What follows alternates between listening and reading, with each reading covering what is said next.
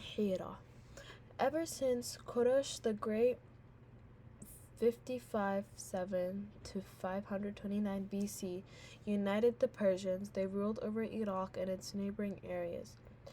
Nobody could displace their authority until Alexander the Great vanquished their king Dada I and thus subdued the Persians in 326 BC. Persian lands were thenceforth divided and ruled by kings known as the Kings of Sex, an era that lasted until 230 CE. Meanwhile, the Qahtanians occupied some Iraqi territories and were later followed by some Adenians who managed to share some parts of Mesopotamia with them. The Persians, under the leadership of Adarshi, who had later established the Sasanian state in 226 CE, regained enough unity and power to subdue the Arabs living in the vicinity of their kingdom and forced the Qudaa tribe to leave for Syria, leaving the people of Hira and Anbar under the Persian domain. During the time of Ardashir, Jadima al-Waddah exercised rulership over Hira and the rest of the Iraq desert area, including Rabi'ah and Mudur in Mesopotamia. Ardashir reckoned that it was impossible for him to rule over the Arabs directly and prevent them from attacking his borders, unless he appointed one of them who enjoyed the support and power of his tribe as king. He had also seen that he could make use of them against the Byzantine kings who persistently harassed him. At the same time, the Arabs of Iraq could face the Arabs of Syria, who were under the hold of the Byzantine kings. However, he deemed it fit to keep a Persian battle line under the command of the king of Hira, who he used against those Arabs who just might rebel against him. After the death of Jadhima and during the era of Kisra, Sabur bin Hardashi, Amr bin Adi bin Nasar al-Lakhmi was a ruler of Hira and Anbar, 268 to 288 CE.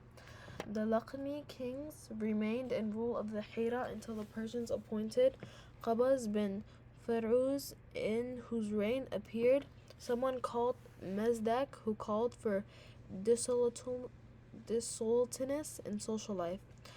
Qabas and many of his subjects embraced Mazdak's religion and even called upon the king of Hira al-Mundahir bin Mausama 512 to 554 CE to follow suit.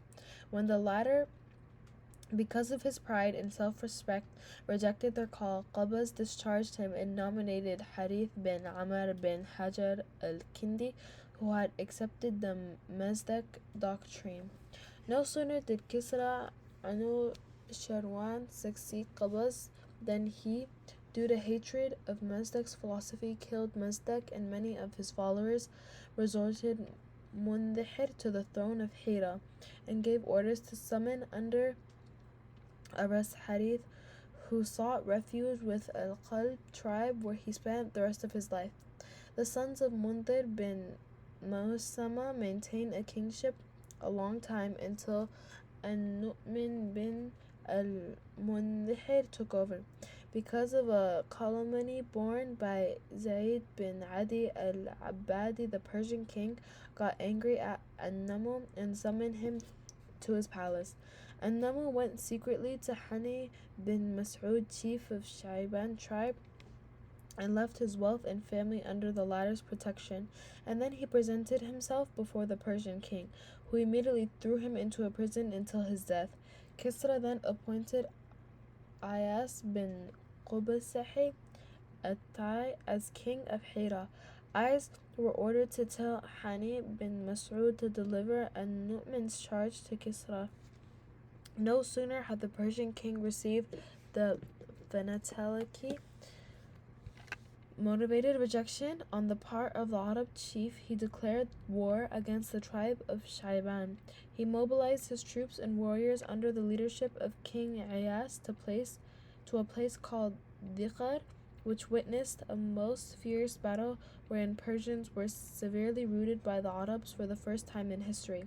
They say that this occurred very soon after the birth of Prophet Muhammad sallallahu alaihi wasallam, 8 months after Ayas bin Qubs's rise to power over Hira.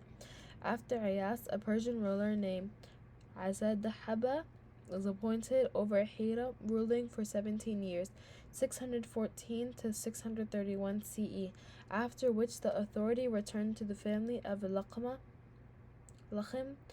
when Al-Mudir al-Marur took over.